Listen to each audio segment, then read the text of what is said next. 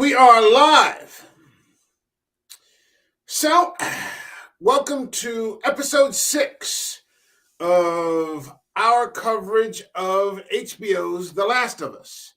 I am the American Werewolf, and with me here tonight, I've got the Gorephobe, who has been cool enough to join me on these streams since episode 2, and we've been doing this together, and they're a shitload of fun.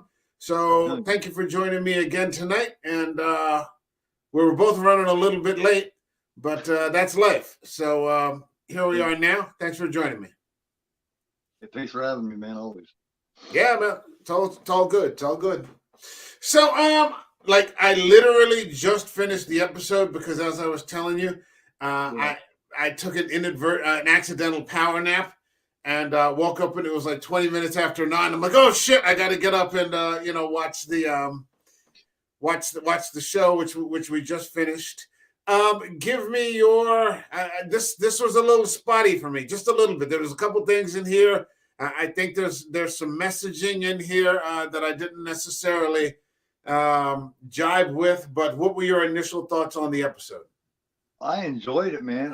It was definitely a busy episode. A lot of shit happened. We finally got Tommy. We find that Tommy's not really Tommy anymore. Tommy's now his wife. Tommy, like his wife, which is played by Retina. I can't remember her last name, but Retina Wesley, who never fails to annoy the shit out of me. She was a fucking bitch in True Blood, wasn't she? Yeah, she was. The only thing that I ever saw that I liked her in was Hannibal. She's in the 3rd season of Hannibal in the Tooth Fairy episode. Okay. And that's about it. That's the only thing where she's reasonably enjoyable. Otherwise, she's always a pain in the ass. She's a break. So go ahead. I'm sorry. I enjoyed the episode, man. I thought Pedro Pascal. I didn't know Pedro Pascal had that kind of dramatic acting chops. I was really impressed with some of the shit he did. Okay. For me, let's see. It was kind of okay. For me, this show is hitting one episode on, one episode kind of off. There were good things about this episode. I really enjoyed seeing Graham Greene, the famous Native American actor who we see in the very beginning in the first 5 minutes from Dances with Wolves and Thunderheart. And he's done a ton of other, a ton of great acting. He's just he's right up there with Wes Studi in terms of, native actors that you see, native actor, and they always hire them.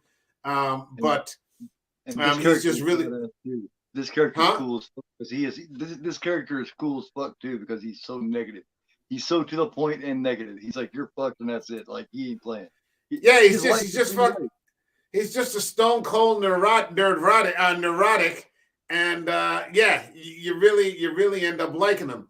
On the other hand, what I wasn't necessarily jibing with was, you've got I guess they've got everybody set up, in this community that they find, and it's like a communist utopia. Right. So you get the communist utopia. And then, of course, it's a communist utopia where they're handing out like diaphragms to 14-year-old girls. And I'm like, what the fuck is this?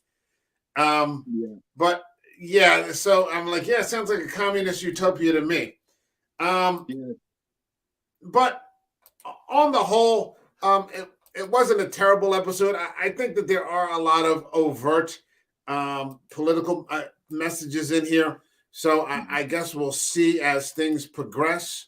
Hold on a second. I'm just getting all this set up now because I'm a fucking lazy ass and was too dumb to do it before we went on this fucking stream. We got Heroic Waffles in the stream, and he's saying, hey, gentlemen, what's happening? Thanks for stopping in.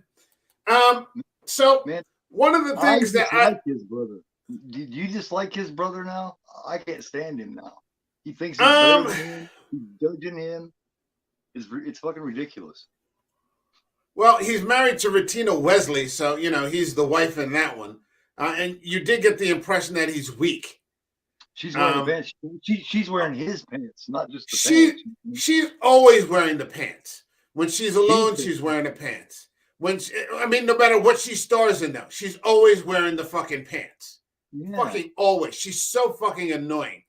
Yeah, she Disappointed. just drives me fucking crazy. I was disappointed in his brother, man. I really was. You know, I thought he kind of became a better than you dickhead, you know? Let's talk about it. Let's see how it plays out. One of the things I liked about this, and they did the same thing with House of the Dragon, although in House of the Dragon it was much more pronounced. They had significant time jumps between episodes. Right. Like you could go between one episode and another, and 10 years will have passed.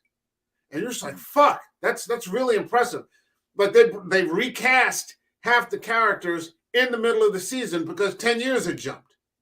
Right. And you're just like, fuck, that's something. Here, we ended last week with the death of Henry and Sam to find out this episode they've come back 3 months later. Right. So 3 months have passed, and we're not going through a lot where you have to, continue to process the tragedy of what happened. I like the way the story just kind of keeps moving, right, in a sense. In another sense, it's hard for me to. You can't invest in anybody else here but Ellie and Joel. Yes. Because the other characters don't last more than a single episode. Yeah, and the new ones aren't very likable either. You know what I mean? That whole group is just not very likable as a whole. Yeah, and the vibe I got from that town today, I was like, nah. There was just dread hanging in the air, and I don't know if I imagine they might come back and revisit that, but I think it reminded me of one of those Walking Dead communities with like the governor. Well, yeah, what a fucking welcome it was for his brother. He traveled all that way just to tell him, hey, all we've done is murder people, and you're still a murderer, and I'm better than that now, and you're not really welcome here. That's basically what he told him. Kind of, sort of. I mean, he seems to have carved out something for himself. Well, let's get to it. I don't want to jump too far ahead. So we get here, and 3 months have gone by. And one of the things I did like about this episode was that we got what might be the only beauty we've seen in the entire series so far in the winter landscape. Yes. The winter landscape in Wyoming, and everything is white with snow, and you got the big blue skies, and everything is beautiful to look at. And I'm like, wow, this is the first time we haven't seen something that looks like some fucking dystopian nightmare. Right. The air looks clean and things look fresh, and they're riding a horse. No, they're walking. They start out and they're walking, aren't they? Yeah, because he doesn't get the horse until he steals it from the community.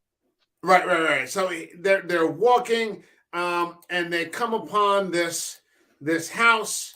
Well, actually, it's Graham Greene, and he comes into the house and finds that Joel and Ellie have taken over have commandeered his house, and they've got his wife. His wife, the dynamic between him and the wife cracked me up. You could just tell that they were one of those couples that have been together forever.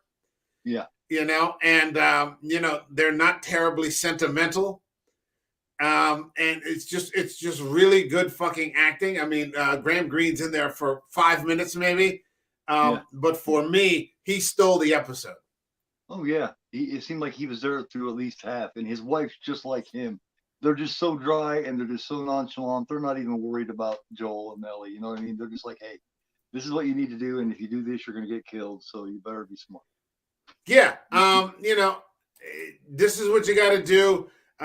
If you're going west, my suggestion to you is to go east. Right. You're going to hit the river of death, and there are just nothing but dead bodies. Floating around in there. And when you did finally get to the town, you got the impression that was just underneath the surface. Yes. It was just underneath under the facade of the movies and the electricity and the big socialist communist utopia. There was a lot of menace hanging in the air. I got the impression once you started to talk to people. So I mean, they get the warning, to keep on going. And again, I want to stick with this for just a second. The dynamic with the wife. you better tell me the same thing on the map that she told me. And he's like, did you tell him the truth? Yes. Are you telling me the truth? Yes. Because Yeah. he's not exactly sure that maybe his wife isn't sick of him, and wouldn't mind him catching a bullet, this, that, and the other. So, that ends. And then basically, they finally cross that river. They get to the river and they immediately get confronted by these armed people. But I mean, another thing that happens before that is that, Joel and Ellie have this conversation, and I'm pretty sure this is where it happens, where she tells them the story about her trying to give Henry her blood. Right. And I liked that. That was the only, how can I put this? That was the only time that they really touched on it. They didn't dwell. Right. Because, right. and you don't have to, because the simple way of bypassing all that catharsis is just jump 3 months. Right. Because after 90 days, they're not going to be stuck on that topic anymore. You know what I mean? They're still going to be thinking about it, but they're not going to be dwelling on it. Yeah. It's not that heavy anymore. 3 months have gone by. It's a real simple fix. And I thought that was a decent idea. Did you watch this episode with your son? Did you get any background information from the video game? And if you could, what feedback did you get? He was surprised that they were in the snow already. He said that the snow didn't happen until way later. I also enjoyed the fact that she's pretty much protecting him now. He's passing out and she's running around with the rifle, checking shit out and making sure everything's all right. So now she's taking care of Joel. Yeah, that was an interesting thing that was happening. And we got some hints of it 2 episodes ago. Joel's where they're climbing. Well, they're climbing the building. Remember, they're going to the top floor in that building, and he just has to stop, and he just tells her, "Look, I'm 56 years old, and he's been going, nonstop, pretty much this entire series, and that when I saw what happened today, where he starts to, stagger a little bit, I'm like, oh shit, is he having heart trouble?" I think it's really bad anxiety. I think he's having really bad anxiety attacks that is affecting his health. You know what I mean? Go ahead. Well, that's basically it. I mean, if it is his heart, I think it's come from anxiety. It's come from worry. It's come from, you know what I mean? Just going so hard for so long. I think you're right. But what I initially thought overtly was that it was just he's pushing too hard for too long, and now his body is starting to give out on him. He's not a young man anymore. No, he's not a young man anymore. I just had a friend who, I won't mention his name, but around the same age, who just had a heart attack. Oh, shit. And a fit guy, but I mean, he does nothing but work. He does nothing but work, and he's got bills to pay, and things for his kids and things like that. And he said he felt the symptoms and he just ignored it. And then like 2 days later, they ended up having to take him in, and next thing you know, he's getting a stent put in. So when I saw that happening with Joel, where for the first time you see him, he looks lost and kind of confused, and he doesn't really know what's going on. And I'm like, oh shit, he's gonna die. Yeah. Something's definitely not right here. So I mean, I imagine that's something that's going to continue to, need to be revisited. But again, you have some really beautiful, scenery here. That I just enjoyed a different backdrop instead of some urban hellscapes that we've been constantly. I thought that this had some really nice shots, some really nice cinematography. It's the first time that I've like demonstrably noticed, because we talked about it early on in the season, some of the really nice shots, especially in the first episode and then the second episode. We're like, wow, those are really nice shots. And then we kind of, it seems like the show kind of got off track. And then last week we were like, all right, the show's finally back on track. We're moving. And this week, one of the things that I noticed about it was, we're back to getting really nice shots again. And when you've got landscape like that, yes, it's hard to miss. That's just that shot you have right there is just beautiful, man. Yeah, I have myself walked in similar scenery like that, like by myself when I'm walking somewhere, and it's always just been peaceful, isn't it? Yeah. I mean, it's just still and it's quiet, and the air doesn't seem to be moving, or anything like that. And I was like, oh, okay, that's one of the interesting things about two people that are literally moving across the country. Maybe they're actually going to show us some of the actual country. Instead of just moving from set one episode to the next set that they build, and then the next set, maybe we're actually going to see some things. And this was the first time I got the impression that they were focusing on that, even though we're 2/3 of the way through the season now. I don't think it's going to last. Based on did you see the trailer for next week? Yes. Okay, so it looks like we're going to be getting into the Ellie backstory. So yes. We're going to be moving away from that and away from this, unfortunately, and getting back to the usual routine. So hopefully it's good. Huh? I said, hopefully it's good, because I didn't know she had done much of anything. And from what the trailer looked like, she's done quite a bit. Yeah, it looks like she has. I guess we'll see. You don't like that direction of next week's trailer? It was okay. It was okay. I guess we'll see what we see. Right. I guess we'll see what we see. It's too soon for me to tell. I love this episode. I thought this episode was really good. Not as good as last week's, but it was still really good. Yeah, it wasn't bad. It's just like I said, it had a couple things, and I was just like, okay. That's a little weird. But okay, so I mean, they come across the river of death, and instantly they're set upon by these, men on horses. There was a moment where, I did feel a little anxiety because they brought the dog out. And the dog is sniffing for infected. So I'm wondering if, and they're not exactly friendly. And just for a split second, although it's not nearly that good, I was reminded a bit of the Two Towers, where the Rohirrim surround Aragorn and Legolas and Gimli. Yes. That kind of thing. Although, I mean, those guys were just deadly serious. The Rohirrim, they just weren't fucking around at all. Yeah, here they are inside this big circle of these motherfuckers, in Lord of the Rings, and they're ready to just fight to the death. They got all their shit out. Yeah, I remember. Yeah, they all lower those spears in unison, and they're just going to skewer them like fucking kebabs, And you're like, fuck, man, this is really bad. But I mean, with these guys, you get a little bit of a scare with the dog. But it turns out that, Ellie's not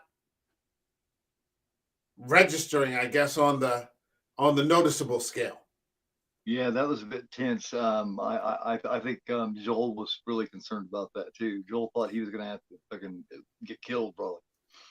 Yeah, well, what we're finding out, and I guess we might as well jump to it. What we're finding out is that Joel is experiencing, I guess, all the panic and the fear is starting to get the best of him a little bit. Right. And just endless. I also think that it's because he cares. Well, it's that he cares, but he also has never bothered to process anything that's gone on with his life. Not since his daughter died. Yeah, he hasn't. Not since his daughter died. Now Tessa's died. He hasn't processed that at all. They just had the trauma of Henry and Sam. Oh God, yeah. you know, in all these awful fights, and you know, he's constantly got to put up this sort of, you know, fatherly front to this little girl, you know, because you could do something where like he shares his feelings, but there doesn't seem to be much place for that here. And I think Ellie, although, you know, she's just, you know, she's a pretty strong character, she's looking to him to lean on. You know, Right. it can't be it can't be the other way around. Yeah. And You know, it's he only can't lean on a 14-year-old. yeah, and he is sort of because he's basically just falling apart. And she's proven to be stronger. At this moment, she is stronger than him.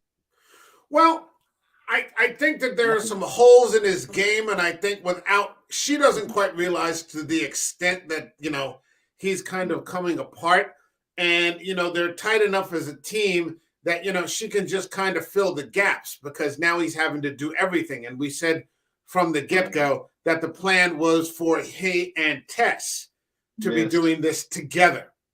like always. Yeah, and now there is no Tess, and even he's, you know, overwhelmed at this point, you know, Tess, trying to keep things on track. Tess must have been a strong partner. You know what I mean? We didn't get to see a lot of it, but I think Tess was pretty strong. Yeah, yeah, and I really I liked the Tess character. Yeah. I think that she was probably a good partner for Joel. I'd like to have seen her for a while longer. Yeah, it would have been nice if they had not gotten rid of her so quickly. But again, and let me ask you this: I mean, what does your son say? Does Tess go out of the game quickly, or She's around for a while longer. I do believe she's around for a good while, if I remember correctly. it seems that that would be a better way to handle the rollout, you know, and then over time, you know, and then maybe later on down, maybe right around here, Yeah, you know, give or us a maybe good at the end of idea. season one, then you get rid of Tess. Yeah, because they just hinted at it. It would have been great if they would have gave us a really good idea of the kind of team they were. Like show us for a couple episodes at least how badass they were together, and then we could really appreciate what he's going through now. Yeah, I mean, they didn't even have, for me, they wouldn't even have to be like Superman and Superwoman, Supergirl. Right, but I mean, just They good. could just be a team, you know, and a team that's, you know, thrives and, you know, or at least survives together, you know, Yeah, that kind of thing. But she got taken out so quickly, um, you know, and so it's strictly just the two of them. And then I knew it was all going to shit when I saw Retina Wesley, and I'm just like, oh fuck, here we go again. Jesus Christ, she is just always so fucking annoying. Holy yes, she shit, is. she just annoys the shit because she's just so fucking overbearing. She's great, isn't she? She's so good at it. You know, like Ah, I think she's probably really an asshole. You know what I mean? it wouldn't surprise me in the least. Yeah, it wouldn't surprise me in the least if But she look at her. just yeah, and you're just like, here we go. Because the thing of it is, and I don't think that this is like I had this argument, well, not an argument, but a discussion once with my friend Rod on the show about the French actor Vincent Cassel. Do you know who Vincent Cassel is? You'd know him if you saw him. Yes. And I said that, you know, I can't stand that fucking guy, Vincent Cassel. And Rod's an actor. He lives out in LA. And he's like, well, why don't you like Vincent Cassel? I said, because he's always a jerk. Yeah. You know, in American movies, he always plays the French jerk. And he goes, well, that means he's doing his job. Like if he's genuinely getting under your skin, that means he's doing his job. But Like you just in don't this like his case, face. huh? Like you just don't like his face. You know what I mean? Yeah, You just yeah. Now I really appreciate him. But after having that conversation, but with Retina Wesley, I always get the impression that this is just her range. Like she can only play Retina Wesley. yes. You I know, like couldn't it's tolerate like The her. Rock. The Rock always plays The Rock. Yeah. In True Blood, I could hardly tolerate her. In episode she was in, I could hardly make it through, man. I couldn't stand. Like I She's just a like fucking personally, annoying. you know, personally, I just didn't like her. You know what I mean? I Yeah, don't like I her hear you. face. her voice. I don't like her voice, and that's probably uncool of me to say, but it's true. No, it doesn't bother me in the least. I mean, I feel the same way. Um, because she's actually she's also very attractive. Yeah, I she think is. she's very attractive, but she's just so fucking annoying. She hasn't aged, man. No, no, no. I mean, if I remember correctly from True Blood, she looked like she was in the gym all the time. That was So years ago. yeah, yeah, yeah. And she still basically looks the same. She looked good in Hannibal. She looks good. Don't misunderstand me. She looks real good, but just she always plays Rutina Wesley. Yeah, And I'm just like, fuck, man, here we go again. So they that's her they come wheelhouse, back, man. huh? That's her wheelhouse. That's what she's good at. That's what she plays. Yeah, I don't know what she does. I mean, this is the second HBO show, and Hannibal, and otherwise, I don't know what else she's done. But yeah, she's in it. Well, I get the impression we'll be seeing her again. We're Yeah, going to because be coming back to. nobody else lasts longer than an episode except her. You know what I mean? Wouldn't that be our fucking luck? Wouldn't That's the that way just that happen to went. be our fucking luck? Yeah, we're stuck with her for next season too. She'll be in there next season. You're like, what the fuck? Right, Sam and Henry, we like them. They're cool. They're dead after one episode. Yeah, She's strong as fuck after this episode. yeah. She's in Tess, control. she's gone after 2 episodes, but no, we got Rutina Wesley for like the next, till the end. It should be the last person standing, probably. Oh, I hope not. I always look forward to her death. There's certain people you just look forward to seeing them go down, and she's How one did of them. did she die in True Blood? Yeah, she became Oh, a vampire. yeah, Eric's protege or his Yeah, God, I what's her remember. fucking name? Pam Yeah. turned her. Okay. Yeah, yeah, yeah. So she makes it to the end. Does she survive all the way to the end? I haven't seen that in so long. No, she gets killed. She gets popped like a balloon because in True Blood when they would just kind of splatter. Yeah. Yeah, she gets splattered about halfway through the last season, I think. Okay. Okay. All right. All right. All right. Because she was even So, more of a bitch as a vampire. yeah, if that were possible. If that were possible. So, um, we find Tommy, and it's kind of an easy fix. I mean, because we skipped 3 months of the journeying, 3 months of the journey. Suddenly, we're in Wyoming. They cross the river of death, and then there's Tommy. Just Yeah, sure as shooting. Since we left him there in the first episode, and I guess 20 years have gone by since we've seen him last. And here we are in this town.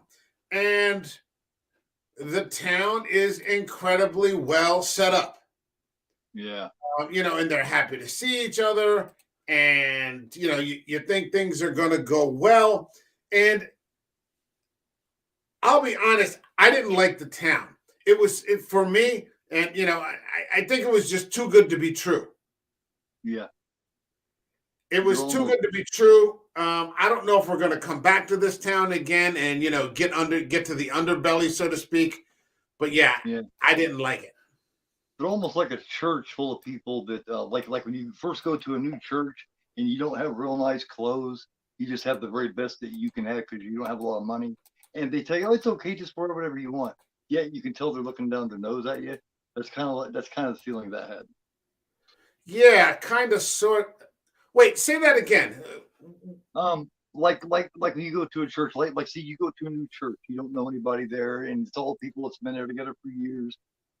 Okay, I'll just say a Baptist church, Okay. and you don't have great clothes because you don't have a lot of money, but you have the best that you have, and they Right. say, hey, it don't matter what you just as long as you're able to come. Yet you see them whispering over the side, and they're looking down their nose at you the whole time. That's the vibe. Okay, I didn't get that. I got the. Well, If let's it, go. Let's go a little further. Let's go a little further, and then okay, because I'm not exactly sure how I choose to phrase it right okay, now. What we got here is they got everything up and running, and yeah, they're protective of it. They're protective of it. And it's true, all the stories about the river and all these different things, and that they kill people if they, deem them to be a threat, because they want to protect where they're at and they're in the middle of nowhere. So, it's relatively safe because you can see people coming in all directions from a long way off and so on and so forth. And, they get into this conversation about, I think Joel says, everybody, and so they're explaining how it works and everybody shares and, duties and these, that, and the other, and, blah, blah, blah. And so Joel's like, communists. And he's like, well, no. And Tommy's like, no, not, Ratina Wesley gets right in. Yes, that's right. We're communists. That's exactly what we are. We're all communists. And I'm just like, oh, buddy, why don't you just hang a sandwich board, and say, communism is utopia, at when the apocalypse comes, the communists are going to be the one day. And I'm just like, Jesus Christ. And of all people, it had to be Ratina Wesley leading the communist charge. And I'm just like, fuck, man. They do all this shit, yet they look at Joel as just a killer. You know what I mean? They do all this shit, yet she's convinced his brother that, hey, he's just a killer, and he just brought you along with him to do his evil shit. That's basically the way she put it to Ellie too. Yeah, well, sounds like communists to me. They notice everybody except themselves. He wouldn't have done that if he wouldn't have been with Joel. He wouldn't have acted like that. That pissed me off. I was like, what? Well, I mean, look at that face. Clearly, you're not going to be wearing the pants with that woman. Whatever poor bastard, unfortunately ends up, having to hook up with her, just put your fucking skirt on right now and get comfortable, because that's going to be your life for the next however many centuries she decides to torment you. Yeah, she's not just wearing the pants, she's wearing your pants. Yeah, she's wearing your pants. And yeah, I mean, every negative connotation I can think of is pretty much attached to that face. It's kind of entertaining though, in a way, you know what I mean? Because when somebody's that good at being an asshole, it's kind of fun to watch for a while. I suppose so. I really, if I never saw her again in another movie, and I mean, maybe she's a fine human being. I'm sure she is. I don't wish anybody any harm. But if I never saw her again on my TV or anybody else's TV again, I wouldn't miss her in the least. I would never say, "Where the hell is Ratina Wesley?" Man, I sure would love to see some Ratina Wesley right now. Yeah, the show's just not complete without her. Yeah. Yeah, you know what this is missing, man? It's missing some fucking Ratina Wesley. I couldn't put my fucking finger on it, man, but it's missing Ratina Wesley. Shit. Yeah. Somebody look her up on the internet. Somebody Google up Ratina Wesley and figure out where we're at. Yeah, because well, I can handle her in small dose. She's a small dose. I put her in that category. In small doses, I can tolerate her. Big doses. Mm-hmm. Man, I'm afraid they're going to give us large doses of. Oh, please don't say it. Don't say it. So, I mean, they end up splitting off, and oh yeah. So that's right. That reminds me. They're at the table, and he asked, "Ma'am, would you mind if I had some time alone, with family?" Oh, I am family. I am family. Yeah, and he's like, "No, I mean without you, you tone deaf fucking bitch. Get away from the table. I want to talk to my brother. I haven't seen him in 10 years." The whole table got completely silent, and Joel's like, "Yeah, aren't you going to say congrats? Congrats." He didn't. He just looked at him like, "Are you serious?" Her? Really? That's it? And it's really kind of perfect in a way, because I mean, that's probably how any brother would feel about this.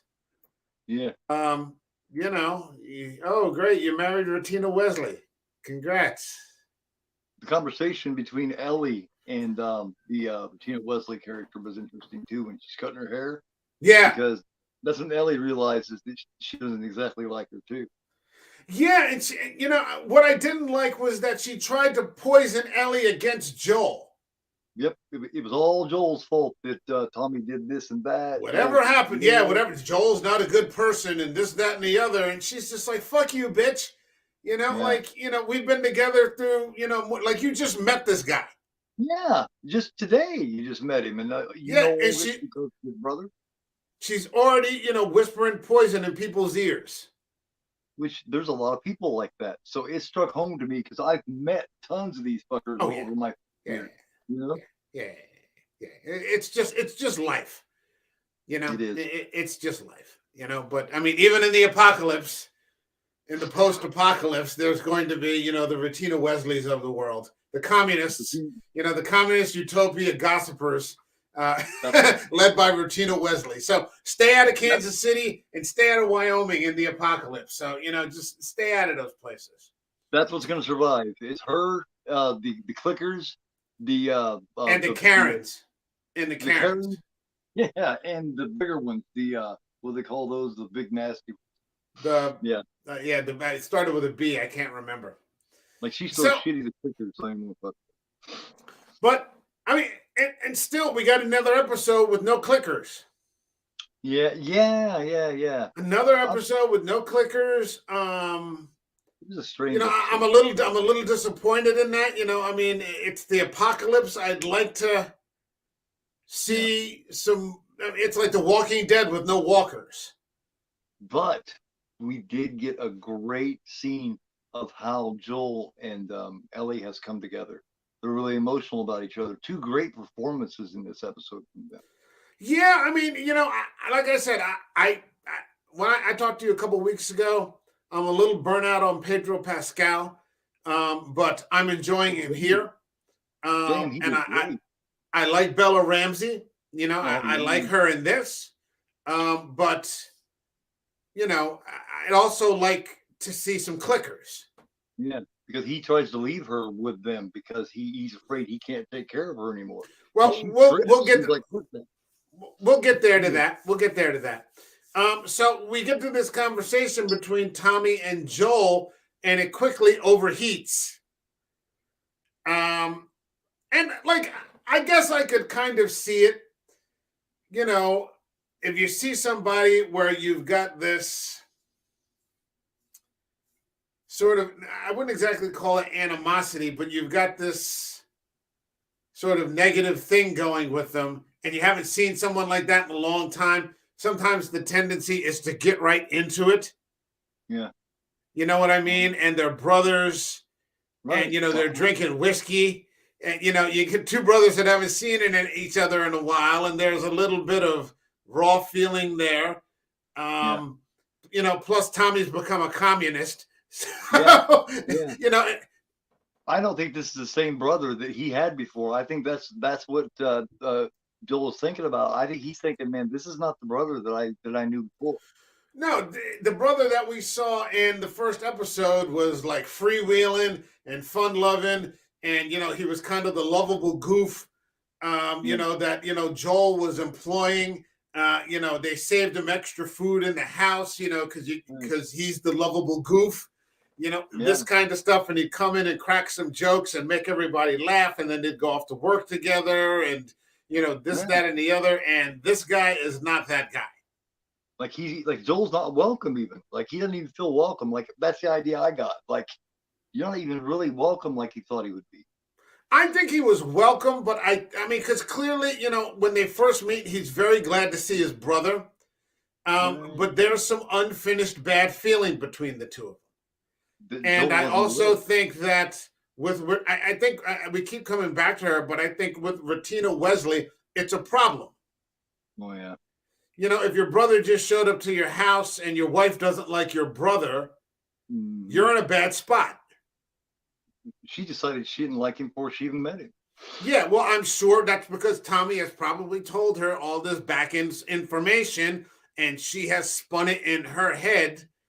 And we Yeah. were talking about this when we did Midsommar, about Right. Bill was saying how it's kind of like an allegory about how women Right. sometimes can spin a narrative in their head and convince themselves that they're right about things. Right. This kind of thing with the Danny character at the end. She and Mhm. it's just the most intrusive, awful character, but in the end, she's happy because she finally finds people that validate her. Right. She's Right. been an asshole the entire movie and invites herself to her boyfriend's trip with his boys out, going across to Europe. this, that, and the other, but that never occurs to her. Yeah. So, she's probably spun Tommy up, into seeing his brother as the bad guy. Yeah. Which clearly has, you manipulated me into doing these things, this, that, or the other. But you do get you do get to see that they did probably they did some awful shit. Oh, hell yeah. Poor me. Joel made it, I was just following my big brother and I ended up doing a bunch of horrible things. Feel sorry for me, baby. You know what I mean? Yeah, he doesn't. Yeah, he probably. Yeah, I think that's pretty accurate. In that he didn't probably own up, take a great deal of responsibility. He sulked his way through the story and made it seem like somebody else, or his brother put him in that position. As opposed to saying, no, me and my brother, we did these things together. Right. And I'm equally as responsible as he is. It's his fault that she's acting this way. Really, when it comes down to it. She wouldn't be as in control of it if he hadn't did that poor me bullshit. And now all she knows is what Tommy said. That's all she knows about it. Yeah, and you're clearly looking at what's probably a 40-year-old man. This is not a 19-year-old. This isn't Ellie. Right. This is a 40-year-old man, 20 years into the apocalypse, who should know better. But he's been living in the communist utopia for a while, so he hasn't had to push up against the hard things that Joel has. Right. So he's had that buffer to kind of, create this aura of bullshit around himself. This kind of thing. And so when he sees his brother, I think his brother, dispels it a little bit, to pop the cloud, or let the air out of that balloon, so to speak. Yeah, I was kind of surprised that Tommy was as weak of a man as he is. You know what I mean? Yeah, he kind of is. He is. He's kind of, I don't know. I wouldn't exactly call him a bitch, but I wouldn't exactly call him the man's man that his brother is either. You know what I mean? No. He needs that feel sorry for me. He needs that, oh, poor me. Yeah. He thrives like that, and that's kind of pathetic. I always hate that when my brother does that shit. Yeah, that's definitely the vibe that you got from him. Good story. I don't think we're going to get a lot of backstory on Tommy. This might be the only time that we see him. I don't know. I don't know how much help. With the way it ended, they're going to need help. So who knows? I get the impression we're going to be seeing a bit more. Yeah. They may have to, huh? She's going to develop somehow. Something's going to happen. We'll see. We'll see how it plays out. Okay, here's one of the creepier fucking things that I thought about the whole thing, and I don't know why this was in there. Where Ratina Wesley leaves fucking Ellie a diaphragm. What the fuck was that? Here, she's a 14-year-old girl. Yeah, and meet me over here. I seen that, and even my 16-year-old was like, "Is that a diaphragm?" I didn't know what. I was like, "What the fuck is this?" And I'm like, "Yeah, this sounds like fucking communism to me." Preying on kids, no problem. Fucking giving a 14-year-old kid a diaphragm. I'm like, why does that have to be in the story at all? What's she saying? But she's saying, here, take this because there's people around here you might want to fuck. You know what I mean? I don't know if the rules about that kind of promiscuity have gone out the window in the utopia or in the utopia, quote unquote. But yeah, I was like, what the fuck is that? Like, especially if it really doesn't come back around to mean anything, and then I'm just going to be like, why did you insert that at all? Oh, it has. No pun intended. Yeah, I was like, I'll be honest. I could perfectly see that just not coming back to mean anything at all, and they just put it in. Really? I could, the way Hollywood is nowadays, I could totally fucking see that. I could totally fucking see that. They're bragging that they're communist. Yes, we are. We're communists. That's exactly what we are. And then, I'll be so mad if they do that shit, because to me, what she was saying is, here, take this, meet me over here. And when you give somebody something like that, the only reason you use something like that is for one reason. So what does she got planned? I mean, what is it she's got in her mind? You know what I mean? So if they leave us with just that, I'm gonna be mad as hell. I'm gonna. I may start. I may start something where I start laying wagers with people, and I don't know what you would wager on it. Like a $5 Amazon card or something like that, or something maybe something fun or something. But I would wager you. We don't have to place any particular bet, but I'll bet that that never comes up again, and that it's just in there. How about something physical media? Okay. I got a bunch here. I know what you like. If it doesn't come back at all, I will hook you up. Okay, and if it does, I'll hook you up. Awesome. That'll All work. right, deal. All right, I'll drink to that. Cheers. I have faith that these people at least can tell a story well enough, hopefully, that we're gonna get something really dramatic and ridiculous out of that. Because that was creepy as hell. That was just creepazoid, man. I think that clearly in entertainment today, there's a lot of overt political messaging. That was just, yeah, I was like, what the hell? I think that we've just got a case of overt political messaging going on one more time. Like bonding, maybe? Just trying to bond with her that way? No, I don't. I think that they probably have a communist utopia where teenagers are using diaphragms. Right. I'm just saying, I don't think that we'll come back to that diaphragm ever having anything to do with anything in the story ever again. If they had stayed in the town, especially because it looks like Ellie is gay. Right. So what the fuck is a diaphragm for? I think she was trying to get in her head. I think she was trying to get in her head because she wants to control her too. That's why she did that, got her over there, did the cutting of the hair, talked to her about Joel, and she's trying to bond with her as chicks to talk about Joel and put him down. And Bella and Ellie wouldn't happen. Yeah, that doesn't sound too terrible to me. Yeah. Weak, and you're right. From there, it goes to this, sort of girl talk session, where basically you see, Rutina Wesley trying to, poison Ellie's ear about Joel, and it's just they've been through entirely too much together. She wouldn't have, for that to work. I mean, that's not going to happen. And I really thought that was one of the better scenes in terms of banter back and forth. Yes. That maybe I've seen in the series. Mm-hmm. Just two girls, just kind of going at it. And maybe she's used to winning arguments with Tommy.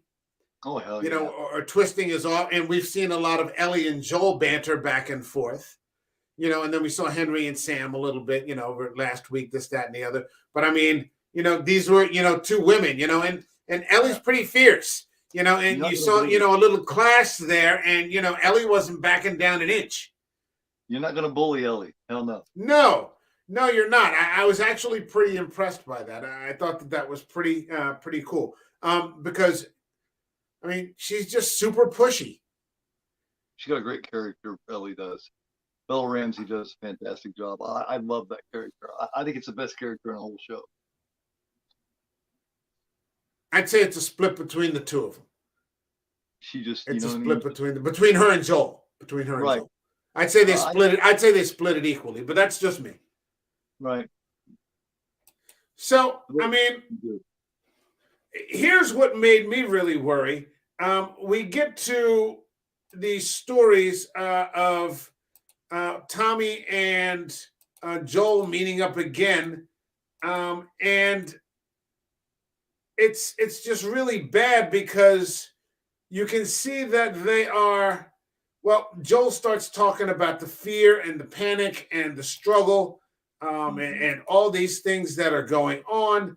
And yeah, you're absolutely right. I think his nerve is starting to give out on him a little bit. Yeah, and he's like, dude, you know, because he's not even giving him an inch, really. He's making him feel like the bad guy, and it's to the point to where he's begging him to take Ellie, do this one thing for me. You know what I mean? It's almost kind of pathetic that he was having to beg him to do him one favor. Well, it's not a small favor. Right, but It's not it a almost small comes off favor. like We really, find out that he's going to become a. That was another thing that started that argument too. I right, mean, no matter what, we find out that Tommy's going to become a father. right, yeah, And then I forget what Joel says, but it's something that's just like it is kind of a dick thing to say. right, I right, can't remember exactly what he said when his own brother told him that he hadn't seen in probably 10 years. He's going to become a father. He's like, I'm scared as shit. Which is something natural that you would think a man would say. When he finds out he's going to become a father, he goes, I can't take the risk now. I right. can't take any more risks. This, that, and the other. I just, I want to live this settled kind of life. And the way Joel responds to it is kind of dickish, and that's what really sets off the argument. Yeah, he's kind of striking back. He's kind of striking back because from the time he showed up, he's felt bullied by Tommy's wife, and what I mean. It's been kind of struggle. So I think Joel was just kind of trying to defend himself. Yeah, they love each other. They're brothers, but Right. I think that there's a lot of, there was a lot of unresolved old shit there, Yeah. Shit we haven't seen. and yeah, and Tommy's turned into a different person, Right. and he is going to be a father. So, he doesn't want to, go traipsing off, into the wilderness, Yeah. this, that, and the other. And there's his brother, his older brother, who is, you know, for all intents and purposes, transporting a stranger across the United States, Right. That's surprising. either on foot or on horseback. I mean, it is a little crazy when you think about it, let alone that you're 20 years into the apocalypse. Right. So, there's a bit of a valid point that Tommy has too. Right. You know, That's not the reunion that I expected. You know what I mean? That no, was not what I was expecting. no, it wasn't the one that I was expecting either. I was expecting a lot more love and congeniality, and Yeah. they were going to have some fun and find a place to rest. Yeah. It didn't feel like any kind of rest. This might be better. It certainly subverted my expectations. So This might be more interesting. huh? This might be more interesting, even though, you know what I mean? Because they threw us a curveball on this one. Yeah, they did. Yeah, they did. Yeah, they did. He starts talking to, and he's also starting to, because at first Tommy asks him how's oh God, we just mentioned her name, who died in the second. Tess. How's Tess? And he doesn't tell her she's fine. Oh, I missed that part. Oh, really? Yeah, because Tommy, it's, hey, how's Tess doing? He's like, oh, she's fine. He doesn't tell her at first. Oh shit! I missed that somehow. Yeah, he didn't tell her.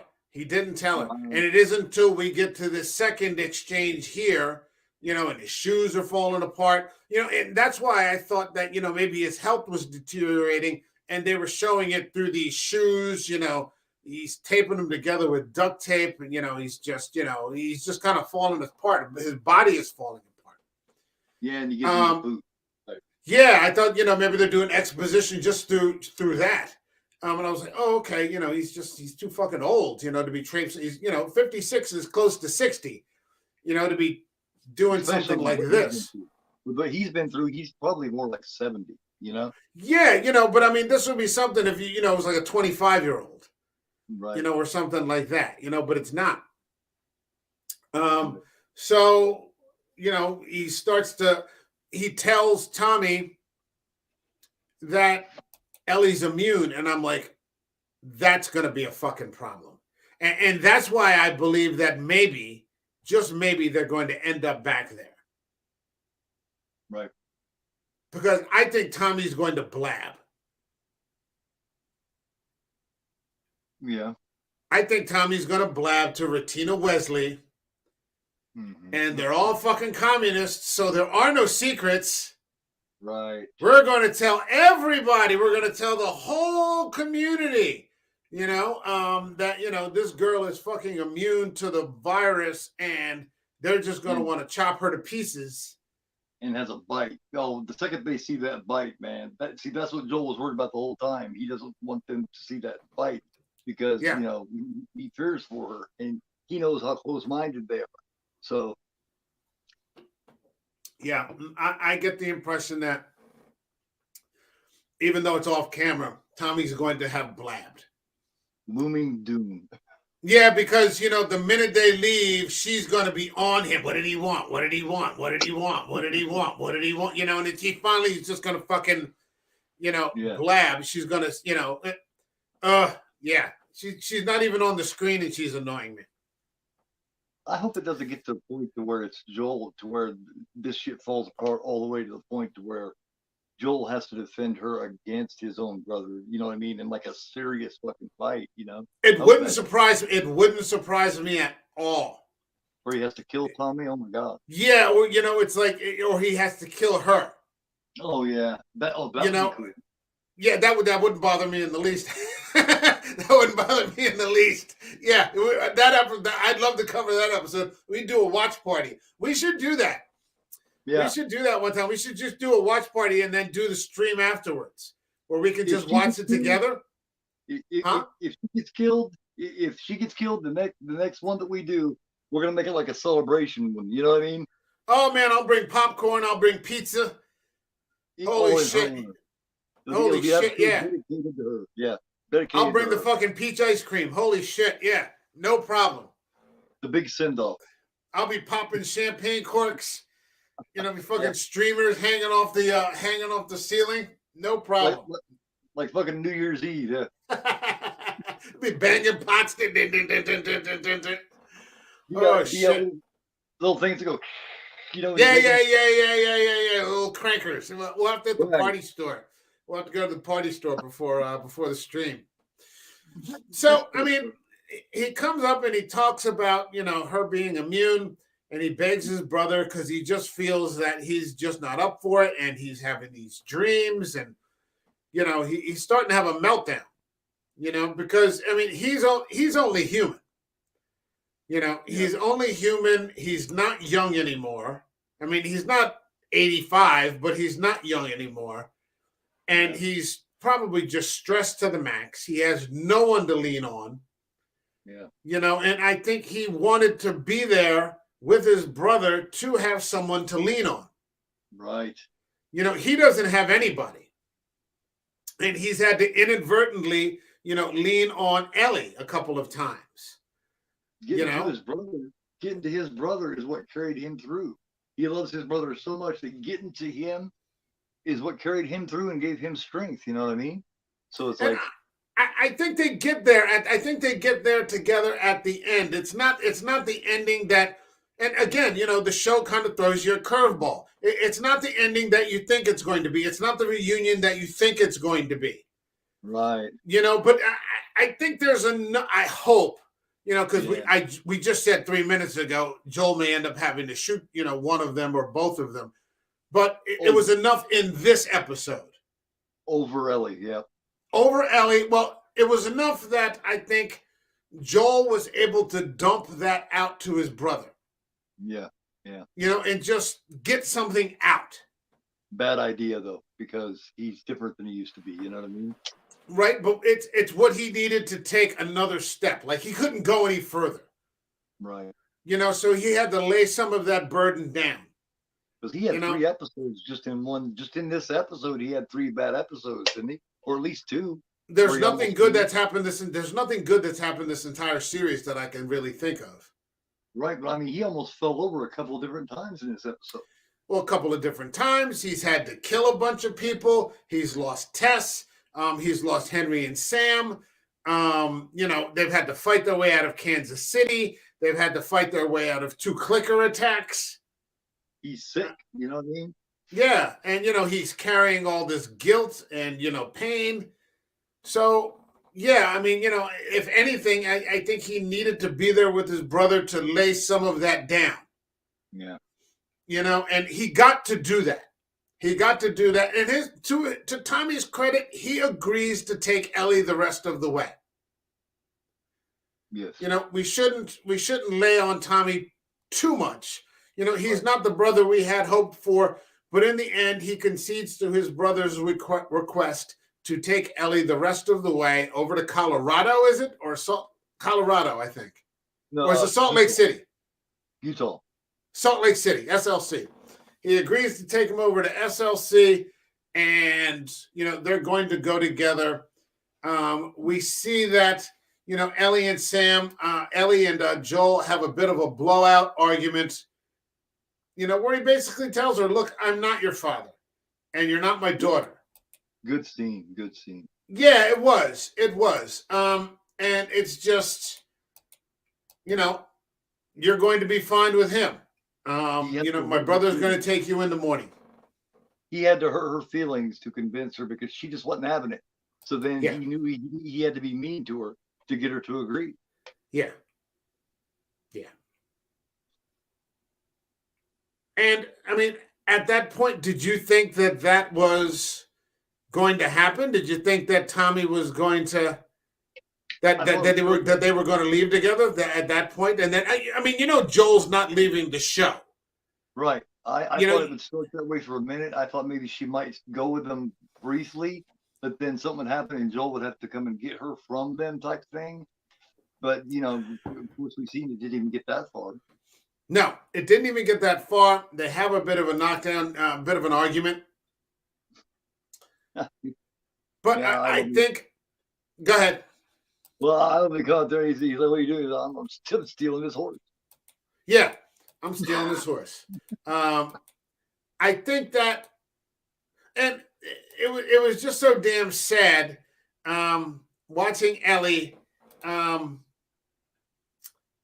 get ready to leave, and she's just sitting there, and she's all packed, and it's just it's she's not arguing with anybody, she's not doing anything, and it's just she just looks so sad and sort of forlorn. Carrying that broken heart, yeah, you can see. Yeah, her heart's broken, and you're just like, oh man, poor fucking Ellie. I mean, tears aren't coming down my eyes or anything. Don't misunderstand me. But yeah, you know what I'm saying. And then, like you said, you find Joel, and Joel is there, and he is already packing up the horse. Oh, hold on a second. Yeah, I lost steal horse. No, I lost the stream for a second. I don't know, something. Did HBO crash? I don't know. Nice pics, by the way, of the snow. That looked really good, man. Yeah. That, like I said, it was nice to actually, if you're going to move across the country, to actually see the country. And I hope, I would like, I may have lost HBO here. I would like for them to do a bit more of that. I'd actually like to see a bit more of that. I remember this was back in 2003. Have you ever met Rod from my show? Black guy? Have you been on with Rod? Have you been on with Rod? Yeah, I think so. Which one is he? Black guy. The only black guy on the show, except for me. Yeah. Once. Well, Rod, a long time ago, I used to Rod was living in California back in like 2003. And I was just tired of being in New Jersey. And he's like, well, just come out and stay with me. He goes, I'm managing I'm a building manager. I've got a free apartment. I've got an extra room. Just come out and live with me. And I took a train from Philadelphia to Los Angeles. It took me like 2.5 days. But you actually got to see the country because it doesn't travel along the highway routes. Right. And it was like Amtrak, and they had like a viewing car where you could just. I've always wanted to do that. They have a viewing car where you could just sit there and watch the hills in Pennsylvania, watch all the flatlands, and the plains that just go on forever. Then you start to get into the Rockies, right. And you had 2 stops. You had a 10-hour layover in Chicago, and then you had a 1-hour layover in Albuquerque. But the point, what I'm making is that you actually got to see the country. That's cool. And that was really cool. So I'm hoping maybe that we do a little bit more of that in the show because yeah, that helps with the shots. I've always Um, wanted to charter a train like that, you know, a really nice chartered train, you know what I mean, and have it go all the way across the country. I've always wanted to. Yeah, it's fucking cool, man. I mean, there's a lot of cool shit to see in this country. In America, people, take that for granted. Yeah, But the catch of it is that America is so fucking big, you'll never see it all. right. Yeah, You'll yeah. never see it all. It's too much. Like You'll I've never never see been to all the of it. ocean. I've never Huh? been to an ocean, man. Oh, really? Never. Well, if you ever make it out to the East Coast, let me know. I'm out here in Jersey, right here on the Jersey Shore. There's lots I want to do. You know, in 2 months I turned 50. You know what I mean? Okay. And there's lots that I want to do. And this social anxiety has fucked me up to the point to where I have not done half of what I want to do. And I would like to be able to. Like, I want to go to a horror convention, but with my social anxiety, I mean, I have really bad agoraphobia, as you know. And it just causes a lot of nerve problems. And it's kind of a bitch because there's a lot of things I want to do that I can't. So, I mean,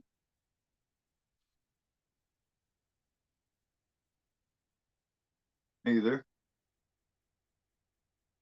Mike, she froze, man. Yeah, are you there? Yeah, yeah, okay, yeah. Sorry, the fucking stream blinked out. Sorry about that. The Wi-Fi. Yeah, StreamYard's been doing that because they're making a lot of upgrades and shit, so they got a lot of glitches they're trying to work out. Okay.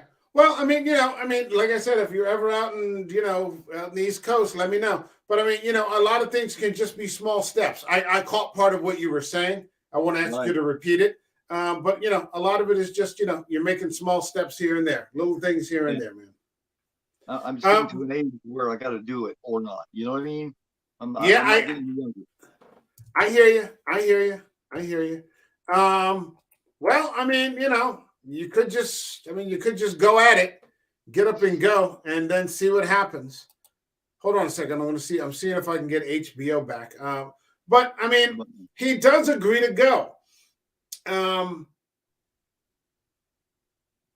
I'm glad that they didn't stay on the story too long of Tommy and Ellie together. Right. I'm glad they didn't stay on that for too long. Yeah. Because he says, "Hey, you want to go back with me? I can't take care of you." And she's like, "Shut the fuck up. Let's go." You know what I mean? Yeah. She goes out. He goes, we've been doing this long enough. You deserve a choice. Yeah. And she's like, let's go. That's it. She made it. She made it. Yeah. Yeah. It's like not even a decision. She's like, yeah, I want to go with you. We've been through all this shit together, and we're gonna finish this out together. And it feels right. She's so fucking likable, man. She really is. Yeah, she is. She's a likable character. And I liked her in Game of Thrones. It was a good show. The feisty little queen, yeah. Yeah. Next thing you know, they're doing some target shooting, and they're back to being Joel and Ellie. And again, I think he laid down enough of his burden with his brother that he could keep going the rest of the way. Right. He seemed a little bit rejuvenated. Yeah, he's a little lighter. He's still got a burden, but he's still got a cross to bear. But he was able to lay down enough with his brother. His brother just being able to listen, because there are no solutions for what's going on with Joel. Right. It's just a matter of whether Joel wants to continue or, stop and stay there. Where he's not going to be happy, but he'd probably stay alive. Like, he doesn't have anywhere that he belongs now, because where he belonged was with Tess there, and that's not in Boston. There anymore. And he thought he was going to belong here with his brother, and he doesn't really fit there. So Joel's a man looking for a place to fit, and so is Ellie, and he's just bringing Ellie along with him. They're looking to fit somewhere together. Well, I think that their home is kind of together. Yeah, right. Just wherever their home, their home is each other. That's what's become the case here. Not what he was expecting, but no, No, so and then again, the story jumps 5 days later. They're in Salt Lake City. They reach the college and the university. And the thing that fucking creeped me out were the fucking monkeys. Yeah. I don't know if you've ever seen a monkey. Monkeys are not fucking cute. They're not. Where I used to live in some of the places, they had monkeys there, and those fucking things had teeth the sizes of fucking shot glasses. They're kind of shitty, aren't they? Yeah, they steal your shit.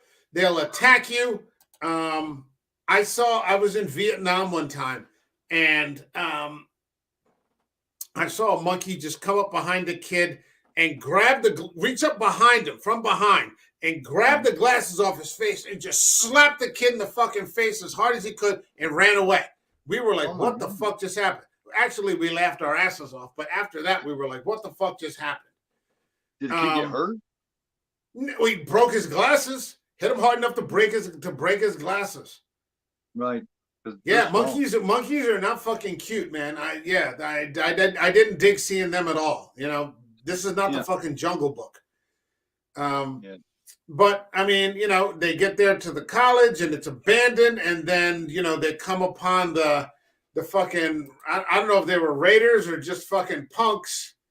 And you know, it turns out that you know he's been fucking stabbed. Yeah. You know, he's been, and of all the things, he breaks the one guy's fucking neck. So I'm like, yeah, Joel's back. Yeah. That's what I told my son, because he started getting that fight, and I was like, oh shit, he ain't what he was. And then he just fucked him up, broke his neck. I was like, there's Joel, okay. Yeah, Joel is back with us. Joel is back with us, and she's got and you know, I thought he was gonna fucking put him to sleep or something, you know, like do the rear naked choke or something like that. But he just fucking broke his neck.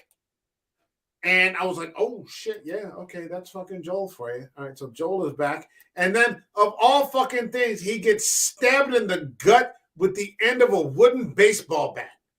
Right. Like, who the fuck even thinks of that? Yeah. You pulled it out. And I was like, why'd you do that? And then go somewhere where you can close it up before you pull that out. There's nowhere for them to go with those fucking assholes right on their ass. Right. And, I mean, you know, the episode kind of ends on a cliffhanger. You know, which you have to assume Joel is going to make it. Right. I mean, they might go all fucking, you know, Ned Stark on, you know, and, you know, get rid of him. Right. I mean, I do know a bit of what's supposed to happen. I do know it's a bit of what's supposed to happen in the video game, but I'm just like, right. Fuck, you know, and then it looks like next week, and that's how the episode essentially ends. Right. You know, where he falls off the horse and Ellie doesn't know what to do. And then we lead into, you know, it goes to the credits, and then you see the episode for next week, which it looks like the Ellie backstory. I thought that he made a bad judgment call. I didn't understand why he tied his horse up out in the middle of the damn yard like that. Why didn't he pull that horse somewhere and tie it up and hide it somewhere where you couldn't see it as well? Those guys wouldn't even have known they were there. I don't think that they were there looking for them. I just think that they were there looking for anything. That was the impression that I got. I don't know if they saw that horse. But I mean, he tied it up right where anybody could see it from a long distance. That right there gives it away. You know what I mean? I thought that was a small point. Like, all right.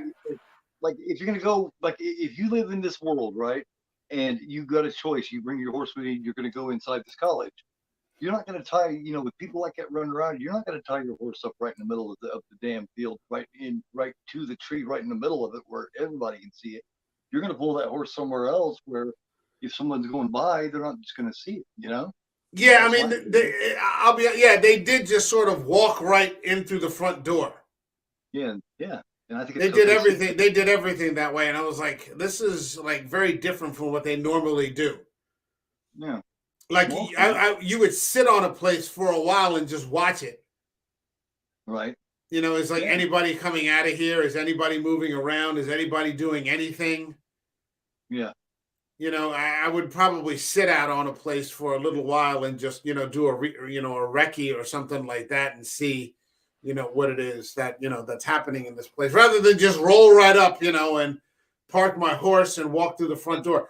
I don't know that would have impacted much. I mean, maybe they probably wouldn't have run into those punks because I don't think that they were raiders. I just think that they were punks. That was the impression that I got.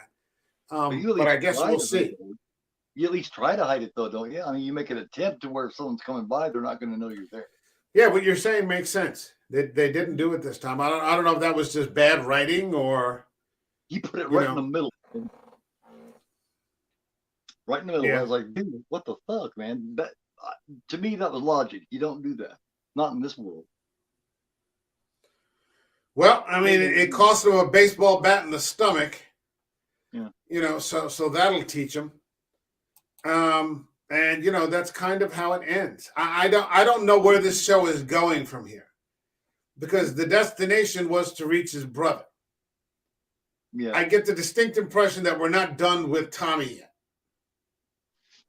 The destination was to reach his brother, and nothing else.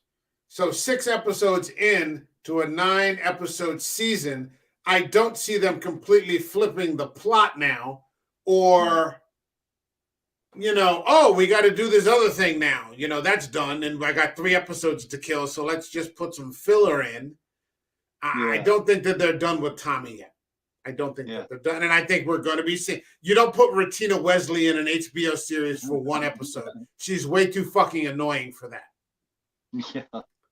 So I mean, Go ahead. I was going to say, I like watching your journey, watching each of these episodes. I find it interesting because you go through a wide range of emotions with these. I'm always curious how you're going to feel about it. Well, I mean,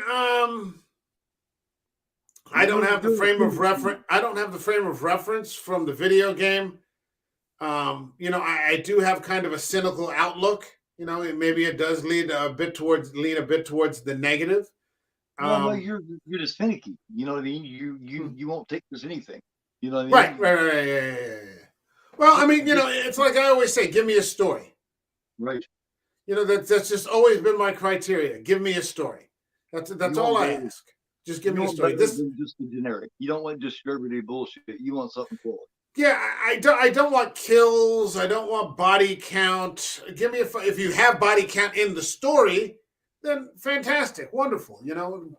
Fucking, I'll watch it. No problem. You got a great story with tons of body count. Fucking A. How often does that happen now? Not very. Take me to a good journey. Yeah, a good journey that makes sense, that takes me through emotions, that makes me feel and makes me, that like the next day I'm still thinking about it. You know what I mean? Look, I mean, this is not the best HBO series ever. I've got 2 seasons of Rome here. I've got 2 seasons of Carnival. I got John from Cincinnati back there somewhere. I got fucking Deadwood over here. I mean, but it's not terrible. It's not terrible. If I did have a complaint about anything, 1, don't give fucking diaphragms to teenage girls. 2, all the Utopia episodes are a little fucking weird. The gay Utopia in episode 3, and then now the communist Utopia. But I think we're gonna get more into that. But I think if I have one major criticism of this, it's there aren't enough clickers. Yeah. Like, I want to see some more fucking clickers, man. Give me some fucking clickers. Hold on a second. My headphones are going a little. Yeah. All right. Okay. So, I mean, that's my, give me some fucking clickers. It's the zombie apocalypse. Give me some fucking zombies, man. I think we've seen them, 2 episodes now out of 6? Yeah. Well, we got a bloater last time, too. Yeah, but I mean, if I watch the zombie apocalypse, 9 episodes of it, and I get 3 episodes, 3 of 9 with zombies. Yeah.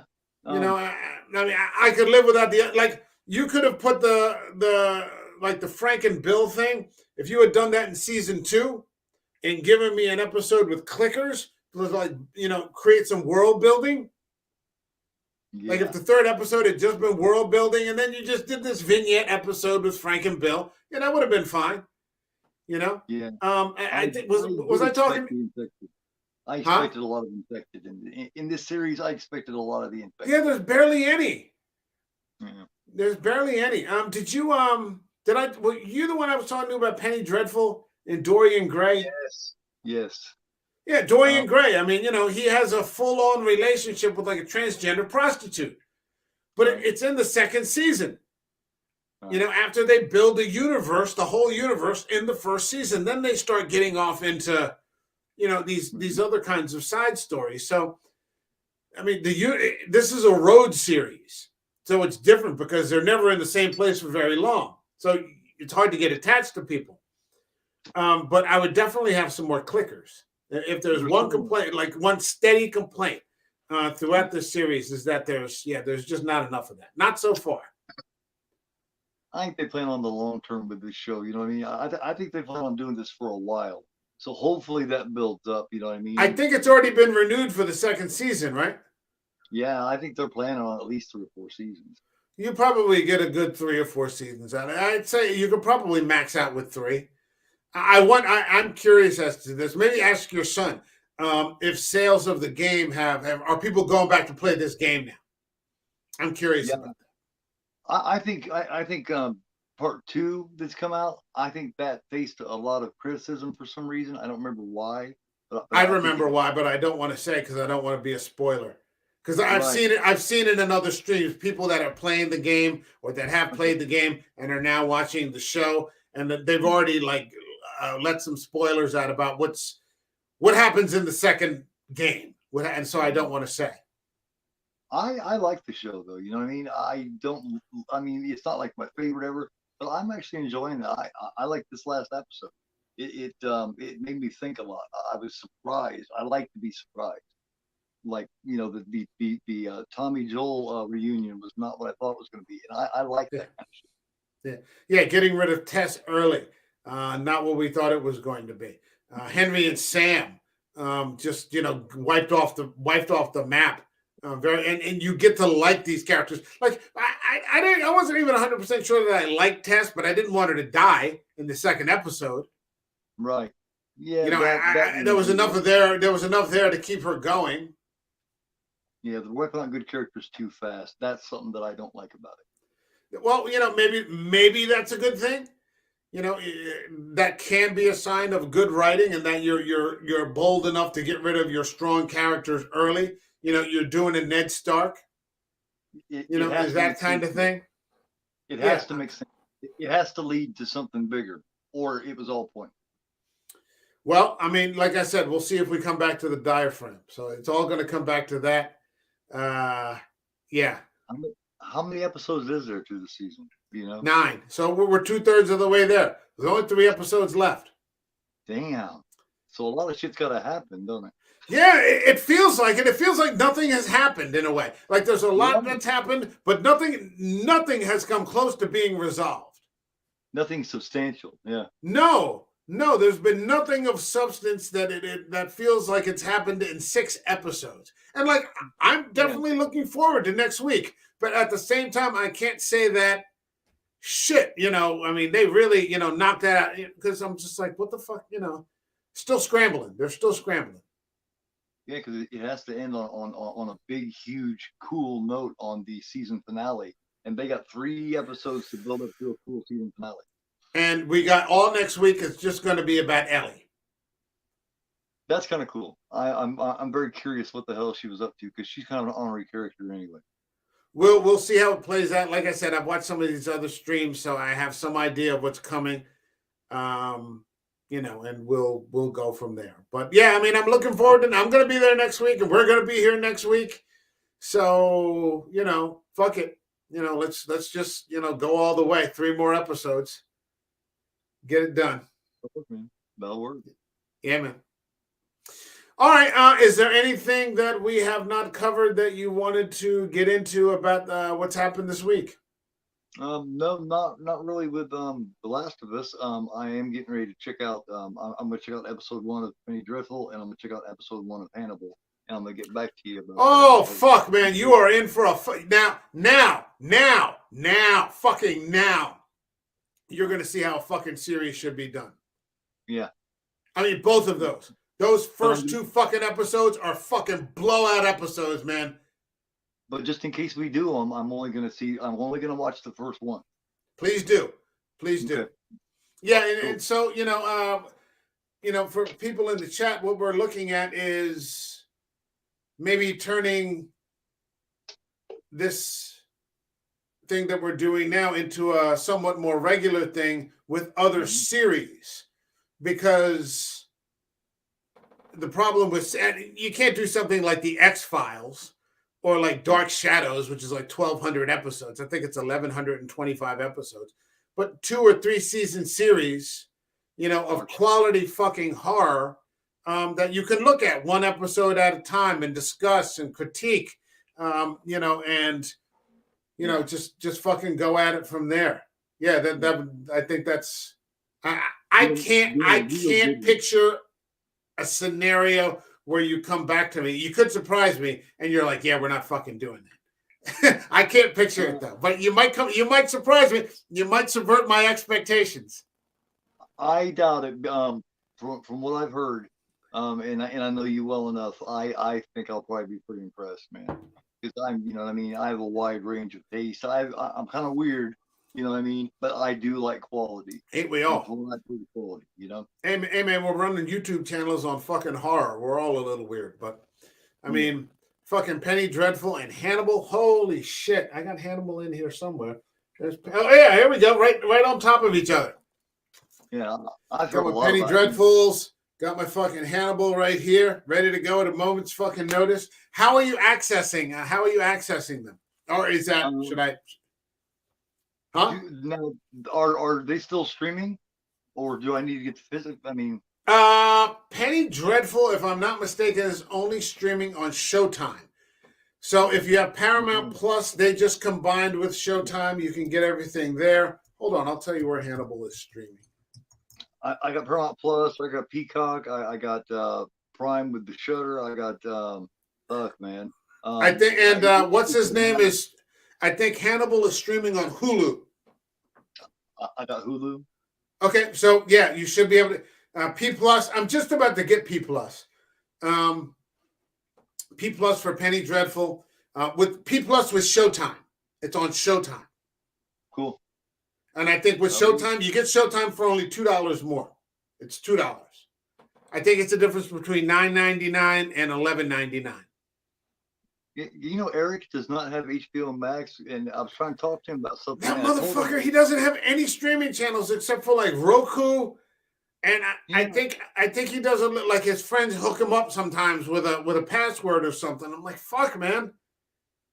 I got a special on HBO Max where it was $1 a month for 3 months. That's what I'm on right now. I told him I said, look up that deal and get HBO Max, dude. $1 a month for 3 months. He's so great to have on the channel, man. Eric's fantastic. He's so great to have on the channel. He's smart and he's funny, and he's got good insight. He's just he's got to open up his access to these sorts of things. But he's actually Eric's so fucking modest. I think there's a lot. He's got like a lot more content and a lot more physical media, but he's just not the kind of guy to to want to talk about it. I mean, he's over 1,000 subs. I don't think he gives a shit. Did you know that he was one of my mentors? I got like 2 mentors, and Eric was one of them. He's kind of been a mentor to me, to be perfectly honest, but like in subtle ways. Like he'll just say something every now and again, and it'll stick. Because it's me, and it's I got to do it kind of my way, kind of thing. But every once in a while, he'll just say something. It'll be a small thing. He's not even trying. But you learn from having people around that you're comfortable with. He's kind of finicky too in his own way. You know what I mean? In his own way, yeah. He doesn't hang out with just anybody. You never tell him what he's gonna like, Yeah, to be perfectly honest, I'm trying to make him more finicky. I'm like, what the fuck are you watching that for? Stop. Just fucking stop. Jesus Christ. It's odd because he will dislike something that's really good, yet he'll love the shit out of something that you just don't understand why he likes. It's odd. Yeah, but all the things that he likes that are shit are tongue-in-cheek likes. Yeah. And slowly, I think I'm just, when I do Wednesday's show, that will be 160 episodes. And I'm not talking about like these shows. I don't number these like The Last of Us. But Right. in terms of strict live stream movie reviews, I will be at 160. And Eric joined me, I think, on number 15, 14 or 15. And we did a double feature of Rob Zombie's Halloween Sign. And I said it was good, if for no other reason than Zombie had the decency to kill everybody in the second movie. Then it deserves fucking praise. That's And an odd film. huh? Halloween 2 is an odd film. Yeah, it is. Yeah, it is. They're both fucking odd films, but I mean, but what I said was, it's just, yeah. Well, I lost my train of thought for a second. But he's great to have on. I enjoy having him on all the time. He's a good guy. Yeah, he's a good dude. He's good people. So okay, plug something. What you got coming up? Oh shit. I just the other Are you back at your old pace? Well, kinda. I took a week or two off, and then I've been doing this with you. I've done a couple of watch alongs. I've been jumping over other channels a lot. I've been kind of visiting. You know what I mean? So, and I'm getting ready to come back home and play the home field again. And Okay. I got several things that I'm cooking up. Finally recording episode 5 of Van Horror for All tomorrow. Okay. And I got a couple of other original shows I'm getting ready to start too.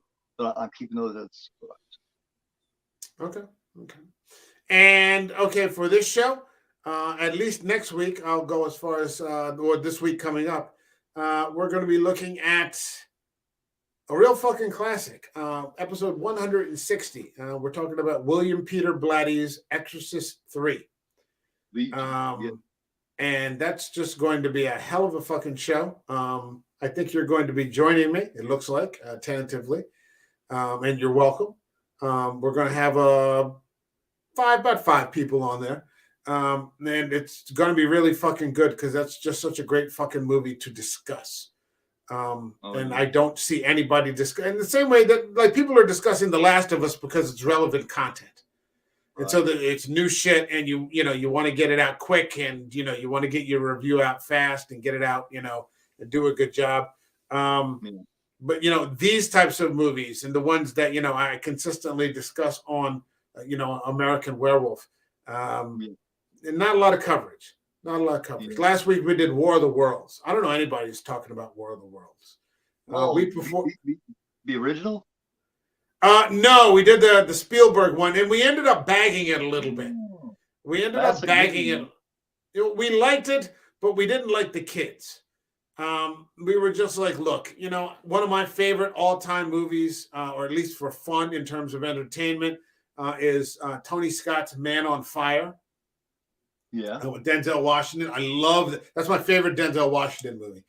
And you got Dakota Fanning in there as like a 10-year-old girl going line for line with Denzel Washington. I mean, that's she's fantastic. In War of the Worlds, though, they gave her nothing to do but screech. All she did was scream. Yeah.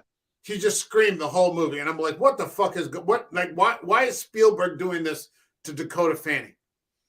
And so we talked about, huh? Did you see The Runaways with her in it? No, I didn't see it. She's fantastic in it. She plays Shuri Curry. It's about the all-girl band, the Runaways. It's their story. She plays Shuri. It's fantastic. Watch it. All right, I'll have to take a look. But we ended up comparing her or that movie to like M. Night Shyamalan's Signs, which are both about alien invasions and like family dynamics. And we're like, Signs is just so much fucking better than the Spielberg movie. Like, how often do you get to say that? Like, here's this other movie that just blows the fucking Spielberg movie out of the water. But it did. Right.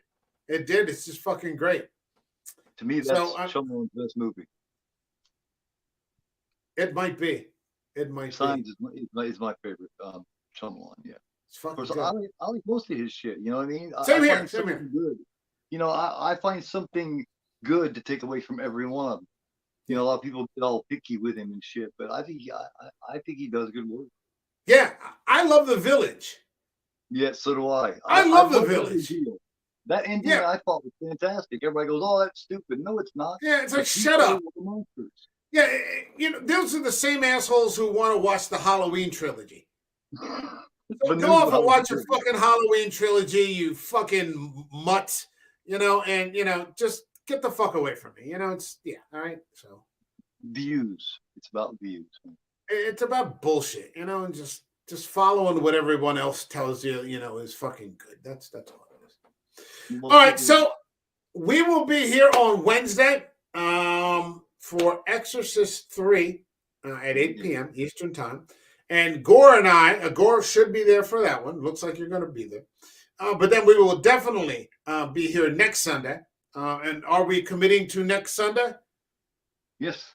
Okay, so immediately following episode 7 of The Last of Us, the Gorophobe and I will be here on An American Werewolf in New Jersey, reviewing, discussing the episode. We hope it's going to be good.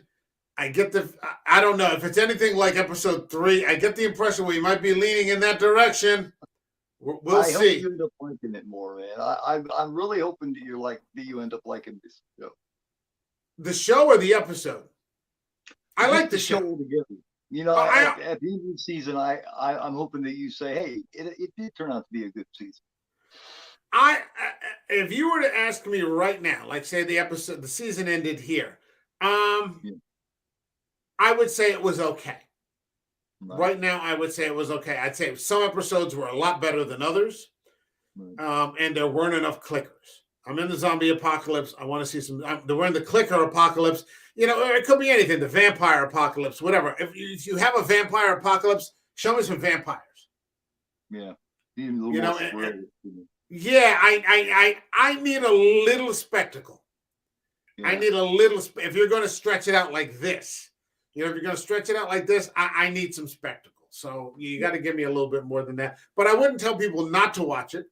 In fact, Bill said that he started watching it on Valentine's Day with his wife. And I'm like, well, just keep going. Just keep going and, you know, let me know what you think and, you know, so on and so forth. So. Yeah, it's like a drama. I expected a thriller. It's turned out. It kind of is. It's kind of like a drama with a little bit of action here and there every episode, and very few clickers. Very few clickers. But who knows? You know, they might. You know, in 3 episodes to go. They showed some clickers in the trailer for next week, so we'll get some, and you know, we'll see how it plays out from there. This isn't something I'm going to buy on physical media, right? You know, like I've got Rome, Carnival, I got Deadwood, I got the first 3 seasons of Game of Thrones in here somewhere. But yeah, this isn't something I'm gonna buy. You like Oz? Huh? Did you like Oz?